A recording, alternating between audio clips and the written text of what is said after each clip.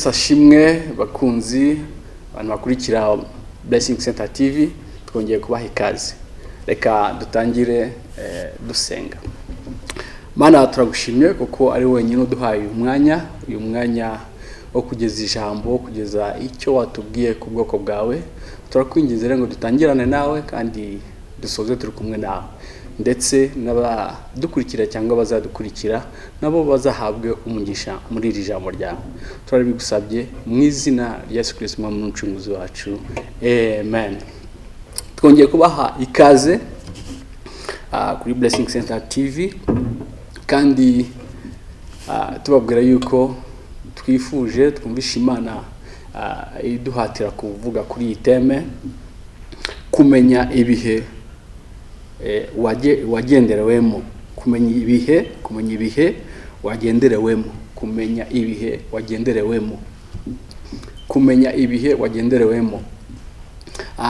Iri jambo ryitwa ibihe maze iminsi cyane nditekerezaho, Imana ibisobanura mu buryo bwinshi, ndetse na Yesu yabwiraga intumwa akavuga ati mbese ni gute mufite amaso cyangwa mufite amatwi ntimwumve ntimurebe, kandi nyamara bisi bareba bakamenya n'ibihe, bakamenya igihe imvura igiye kugwa, bakamenya igihe cyo gusarura. Ni mwebwe kubera iki mwebwe mutamenya ibihe? Imana rero kumpisha cyane cyane kumenya ibihe, ariko nk'uko ibihe bihora bisimburana, nk'uko ibihe bitameze kimwe, no mu mubwiriza barabivuga ngo hari igihe cyo kwishima, hari igihe cyo kurira, hari igihe cyo guca bugufi, hari igihe cy'Imana ikuzamura. Ibyo bihe rero ni gute wakwifatamo, ni gute wasenga, ni gute yenda wabyifatamo ufashijwe kandi n'Imana yawe. Ejo nakurikiraga kuri televiziyo mbona ukuntu Joe Biden, perezida wa Amerika, ababaye cyane, yacitse intege ndetse ashaka no kurira. Impamvu ni kinuko hari abasirikare bengi ngira ngo barenga 10 bari bapfiriye Afghanistan. Byari byamubabaje cyane, usanga yacitse intege, kandi mu busanzwe siko ameze nk'umuntu uyobora igihugu kinini cyangwa kiyobora isi. Ni umuntu uvuga rikijyana, akavugana n'imbaraga, ariko yari yacitse intege ejo kuri izo mpamvu. Ari no kuvuga ndetse atangira humuriza abavandimwe, inshuti, ababyeyi yabapfushije ababo. Atanga n'urugero ku mwana we nawe wapfuye, aravuga ati ako kababaro ndabizi niko mufite kuko nanjye narakagize. Ariko avuga ikintu cyane cyanshimishije, aravuga ati iyo ugiye mu ijambo ry'Imana haraho Imana avuze ngo natumande. Ati rero iki gihe cy'Abanyamerika niho natwe Imana tubona ngo twatumande kugira ngo dutabare abantu barengana. Ati rero twohereje ingabo. Ati niyo mpamvu bariya ni intwari zemeye gutanga ubuzima bwabo, zemeye kuba ibitambo kubera abandi. Mbivuze kubera iki? Koko igihe apfushije nk'abasirikare b'igihugu, yenda Abanyamerika bose bamureba, abenshi yenda banamuvuga nabi, ariko we nibura kuba yaratekereje kuvuga ku cyanditswe cy'Imana, mu by'ukuri ndi kumva no kugira ngo abone courage cyangwa abone imbaraga zo kuvuga kuri televiziyo ikurikirwa n'amahanga, ni icyo cyanditswe cyamufashije. Rero ndashaka kuvuga ko hari ibihe byiza, hari ibihe bibi, ariko ibyo byose ese twabyifatamo gute? Igihe ari byiza shima Imana, igihe nabwo ari bibi ikomereza kuri Kristo, jya mu ijambo ry'Imana. Niyo yonyine yagutabara, niyo yonyine yakuba hafi, ndetse ikaguha amagambo rema kugira ngo ukomeze abandi nubwo nawe uba udakomeye. Rero tugarutse kuri teme y'iki kigishwa ngo ibya kumenya ibihe wagenderewemo. Reka twifashishe icyanditswe tubona muri Luka igice cya 10 umurongo wa 38 kugeza kuri 42. Luka igice cya 10 umurongo wa 38 kugeza kuri 42. Reka dusome ngo nuko bakigenda bajya mu kirorero, umugore witwaga Marita aramwakira amujyana iwe. Uwo yari afite mwene se witwaga Mariya, yari yicaye hafi y'ibirenge by'umwami Yesu yumva ijambo rye. Ariko Marita yari yahagaritswe umutima n'imirimo myinshi yo kuzimana. Aho bigeze aramwegera, aho bigeze Marita yegera Yesu aramubaza ati, databuja, ntibikubabaje yuko mwene data yamariye imirimo wamubwiye akamfasha? Umwami Yesu aramusubiza ati, Marita, Marita, uriganyira wirushya muri byinshi, ariko ngombwa ni kimwe, kandi Mariya ahisemo umugabane mwiza atazakwa. Navuze ngo kumenya ibihe wagenderewemo. Mu by'ukuri Imana yaduhaye iki cyanditswe, yaduha n'uru rugero. Mariya na Marita na Lazaro bavaga indimwe ndetse batuye ahantu hitwa i Betani. Yesu, ijambo ry'Imana ritubwira yuko Yesu yajyagayo kenshi, yari n'inshuti ye. Mwibuka yuko na Lazaro yigeze gupfa, hanyuma Mariya na Marita baramutabaza ndetse araza aramuzura. Rero yaramenyereye kujyayo kuko yari inshuti yabo. Ariko aha dusomye bitugaragaza iki? Byonyine Imana twumvishe yuko ari Marita wamujyanye mu rugo. Ni Marita aramutwara amujyana mu rugo, ariko wamujyanye mu rugo ntabwo yamuhaye, sinzi nanjye kuvuga agaciro, ariko ntiyamuhaye umwanya wo kugira ngo yumve, ntiyasobanukiwe ibyo bihe. Agenda ahubwo ngo ajya mu kumutegurira. Noneho Mariya we ahishurirwa ibihe, avuga ibi bihe ntabwo bisanzwe, nubwo Yesu dusanze tumuzi, nubwo tumuzi kubitangaza byinshi akora, ariko ibi bihe ntabwo bisanzwe. Haleluya, ntabwo bisanzwe. Nyamara Marita we yibwiye ko ari bya bindi bisanzwe, ngo ashishikazwa no kujya kumuzimanira, ndetse bigeze aho yivovota, bigeze aho avuga ariko ni gute Mariya yantererana mu kazi, ni gute? Ariko nyamara ijambo ry'Imana ryatubwiye ngo Mariya we yari hafi y'ibirenge bya Yesu, ngo yumve ijambo rya Yesu. Yasobanukiye ko ari ibihe bidasanzwe, ari ibihe yagendererwemo na Kristo, umwami w'abami waje. Icyamuzanye ni ukuvuga ijambo ry'Imana, icyamuzanye ni ukwamamaza, ni ukuvuga ubwami bw'Imana. Amenya misiyo ya Yesu, avuga ati uyu ntabwo ari wa wundi tumenyereye guhurira ahantu mu bitangaza, ntabwo ari wa wundi umenyereye kuza hano nk'inshuti, ariko noneho ni ibihe ahubwo ngomba kumenya, ngahishurirwa cyane n'iby'ubwami bw'Imana. Ngo aba uruhande rw'ibirenge bya Yesu, ndetse baratindanye ku buryo Marita we yarabati yenda reka ubwo mumuzaniye baricana akanya gatoya, hanyuma azamfashe mu mirimo tumuzimanire. Ariko biragaragara ko yatindanye nawe, koko byatumye Marita we agira gute? Marita arambirwa, bivamo no kwivovota, bivamo ndetse no kuvuga ati ariko se niba na Mariya nawe yatinda hariya, ariko Yesu we ntareba yuko nagowe narushye.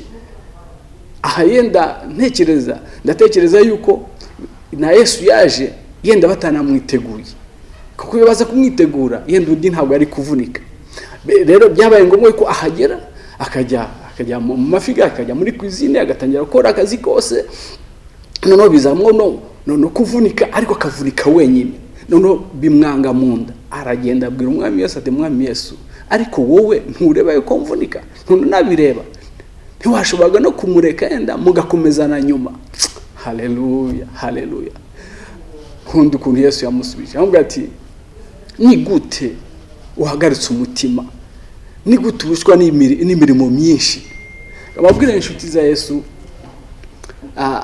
nabonye kino gice cyane kireba twebwe twakijijwe. Marita yarazi Yesu, Mariya bari bazi Yesu, ariko hari umwe wamenye ibihe, hari uwamenye ibihe. Natwe twakijijwe twagira ubuntu bwo kumenya Imana, byo kumenya Kristo, ariko noneho ntabwo tujya tumenya igihe cyo kugendererwa. Ndabizi ntashidikanya yuko uko nanjye ibyo bihe bimbamo.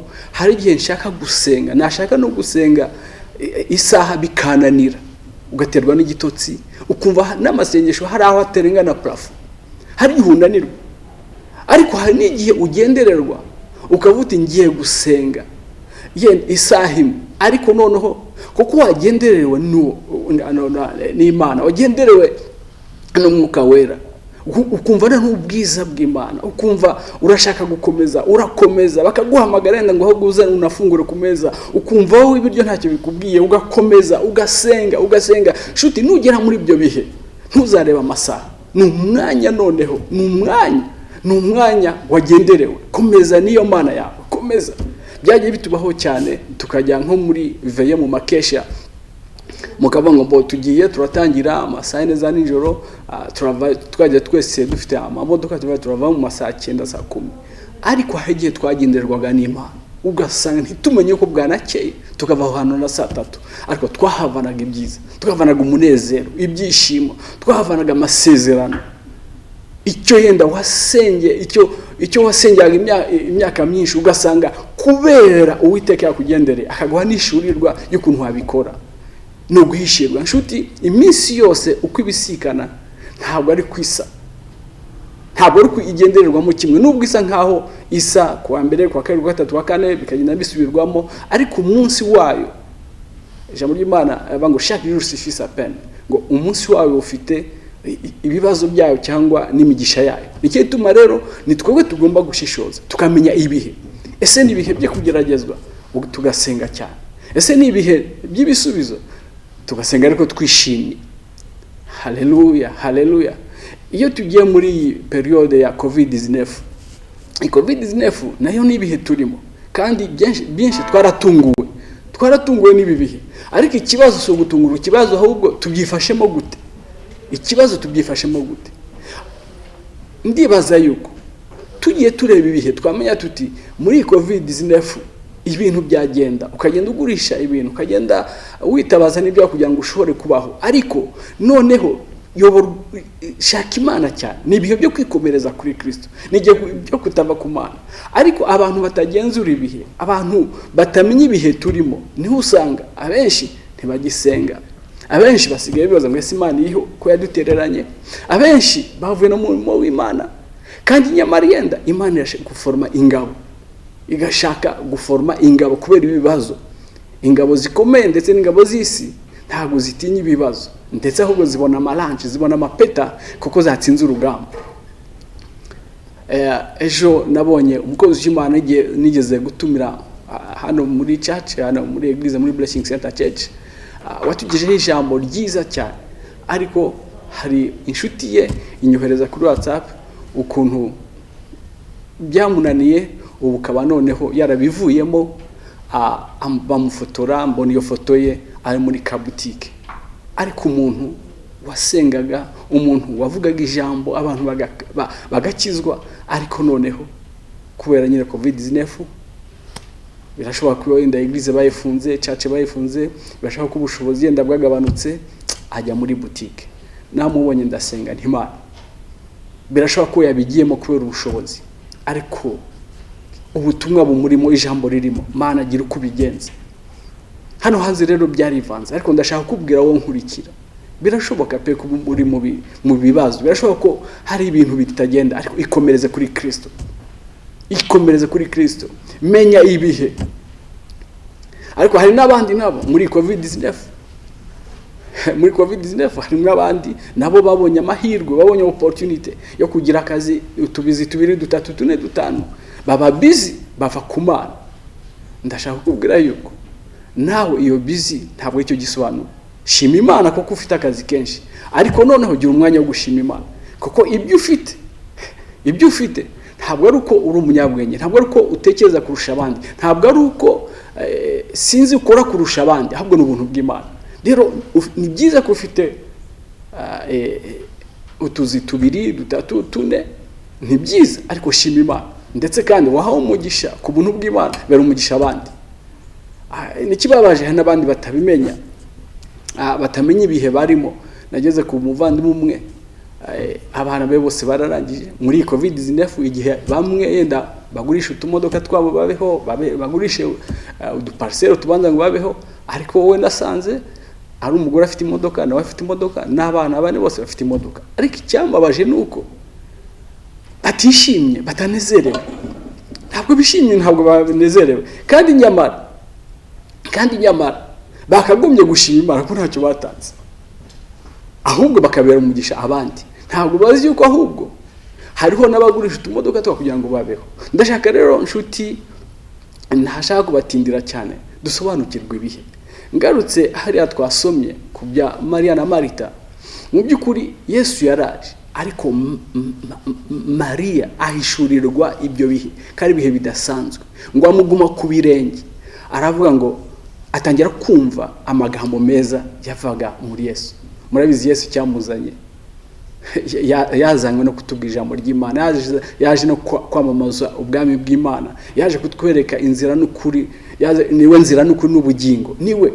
Ariko Marita ntabwo yahishuriwe ibyo bihe, ahubwo ajya kwivovota, ariganyira. Yesu aramubwira ati, ni gute wiganyira? Ni gute?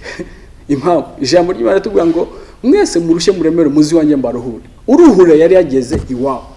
N'andi magambo nta mwanya Yesu yakugendereye, umwuka bari yakugendereye mu rugo, nta mpamvu yo kwiganyira, nta mpamvu yo kuboroga, nta mpamvu. Oya, wagenderewe, ishime, inezerwe nshuti. Itandukaniro y'ibyo rero nuko Mariya yarahishuriwe, kandi ahishurirwa none aprofita nayo mahirwe. Ariko Marita ubwo yabonye ko ari ibintu bimenyerewe, ari ibintu bisanzwe, bigeze aho amenya ahubwo agumana agahinda, kandi uvanaho agahinda, ukiza agahinda yabagendereye. Sinzi ibihurimo, ariko hishurirwa, kandi ubuhungiro mwiza udatererana abana ni Yesu wenyine. Ijambo ry'Imana tubwira ngo ntabaza nzagutabara. Tabaza, Yesu aragutabara, nubwo ibihe byakomera, nubwo ibihe byagora. Nakunze icyo Yesu yabwiye Marita ngo urigora niki, ubabajwe niki, umutima wawe uhagaritswe niki, ngo ndashaka kukumenyesha yuko Mariya yahisemo umugabane mwiza, kandi tuzibagirana. Nawe ndagira ngo muri iyi minsi ibintu wenda byivanze, ubukene bukaza, ekonomi ikagabanuka, ubutunzi bukagabanuka, ariko wihungabana, wihagarika umutima. Nyiri ibihe arahari, nyiri ubuzima arahari, ukubwira ngo wowe urushye uremerewe witinya. Ndagira ngo ari we uhungiraho, kandi arashoboye. Haleluya, haleluya. Ndagira ngo rero nsoze ndangira ngo witinya ibihe, ahubwo menye igihe wagenderewe, noneho uprofite mu mahirwe. Ntutwarwe n'agahinda, ntutwarwe n'imirimo myinshi, ntutwarwe n'ibintu bikumere nabi kugose, ngo wivovote utangiye bibaza ngo kubera iki, nkuko Marita yivovose, kandi nyamara Yesu yari aho yabagendereye, ari ushobora byose. Natwe Yesu ntaho yagiye, il est le même hier aujourd'hui éternellement. Uko yarari niko ariho, niko azahoraho iteka kuba mwizeye. Twikomereze kuri we, araza guhindura ibintu. Ndagiza ndashima abantu bamenye ibihe. Ijambo ry'Imana tubwira ngo Bartimayo yari impumyi, ariko ngo yumva inkuru ya Yesu, yumva na Yesu ndetse ko yageze hafi ye. Araba ngo Yesu umwana wa Dawudi, ajya no mu gisekuru aramutabaza. Nubwo bitari byoroshye, Yesu agoswe n'abantu benshi, nabo benshi haza kubumbura ngo bakamucecekesha, ariko Yesu yari yumvise. Byari ibihe byo gutabarwa kuri ya mpumyi yitwa Bartimayo, naho kuba mucecekesha akarushaho gushyira hijwi ngo Yesu umwana wa Dawudi mbabarira. Kumenya ibihe nshuti za Yesu. Ijambo ry'Imana tuvuga ngo yarahageze, aramukiza, ava ku bw'impumyi, arareba, aranababarirwa n'ibyaha bye. Nawe menya ibihe byo kugendererwa. Ndaguhe inkuru za ko Yesu ari kumwe nawe, ntabwo ari kure. Menya ibihe Uwiteka agiye kugenderera. Ni benshi twavuga muri Bibiliya. Ndibuka uriya mugore warurwaye indwara y'umugongo imyaka 12. Ijambo ry'Imana ngo yari yaramaze ubutunzi bwe ku bantu benshi, ariko nawe amenya ibihe. Haleluya, amenya ibihe.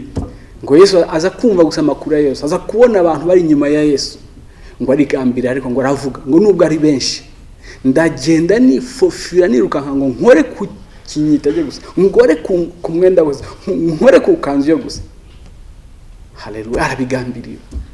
Yamenye ibihe, nyamara abandi ntabwo babimenye, kuko ijambo ry'Imana ngo bari benshi bari benshi ku buryo yakoze kinyita cyangwa kuri robe ya Yesu, hanyuma arakira iyo ndwara y'umugongo. Ngo Yesu aravuga ngo hari gikoretse, hari wankozeho. Haleluya. Ndashaka kukubwira yuko igihe cyo kugendererwa ni wowe n'ubusabane n'Imana, kandi na amahirwe akenshi ataza kenshi. Twe kumenyera Imana, twe kumenyera iminsi, twe kumenyera ibihe. Niyo mpamvu n'amazina menshi ubuyobozi bwacu bugenda buyareka, buyavanaho. Ntabwo wajya kujya kuvuka ngo uvuge ngo ndi mubanzi cyangwa ngo tabu. Hari amazina na leta itakwemera. Impamvu ni ibibazo by'igihe ariko bitazahoraho. Nawe ndashaka kukubwira yuko ushobora kuba uri mu bibazo bitoroshye ubu, ariko nyamara uri inyuma yawe ugukunda, uwagutangiye, wamenye amaraso kubera wowe, nyiri imbabazi, nyiri urukundo, nyiri muwe, ari kumwe nawe muri ibyo bihe kugira ngo abihindure, amateka ayahindure. Ariko menye ibyo bihe, gira ubuzima bwo gukiranuka, gira ubuzima bwo gushaka Imana, gira ubuzima bwo kugira inyota y'ijambo, gira ibihe byo kugira Imana yawe. Hanyuma n'umunsi wo kugendererwamo uzawumenya kandi uzaboneramo amahirwe. Reka ndangize mbabwira inshuti za Yesu ngo ibyo wanyuramo byose, ibihe wanyuramo byose, wicika intege. Nyiri ibihe arahari, le maître des temps et des circonstances arahari, kandi yiteguye kugutabara. Aravuga ngo ntabaza ndagutabara. Ikindi ahubwo twebwe dusaba inema yo kumenya ubwenge ndetse n'inema yo kugira ihishurirwa.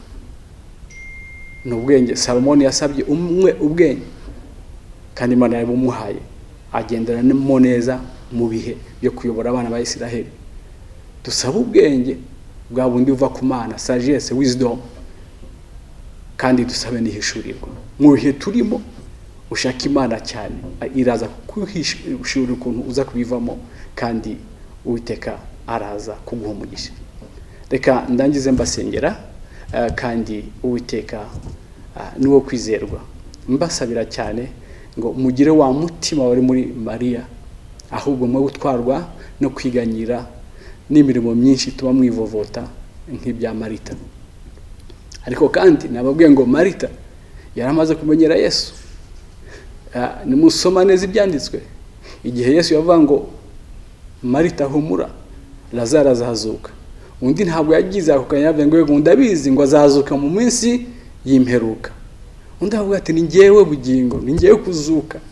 Rero akenshi agiye tugenda mu buzima bwo gusenga, bwo kumenya Imana iriho, ariko nta hishurirwa dufite. Reka dusabe Imana mu bihe nk'ibi bikomeye bya COVID-19, aho ubukungu bwamanutse, aho ibintu byinshi byivanze, Uwiteka duha ubwenge, aduhe kandi nihishurirwa. Imana ibaha umugisha. Mana turagushima, tugushimiye ku mwanya mwiza uduhaye, tugushimiye ko tuvuze ibyo washatse ko tuvuga. Turasaba Umwuka Wera biherekeze kugira ngo bishobore kubaka benshi. Aho twavuze Uwiteka ibitajyanye n'ubushake bwawe, Uwiteka ni wowe wabigorora, kuko Umwuka Wera urigisha kurusha ndetse uko twigisha. Reka rero twemere tubikoresho gusa, hanyuma wowe wikorere. Turabigusabye mu izina rya Yesu Kristo Umwami wacu. Amen.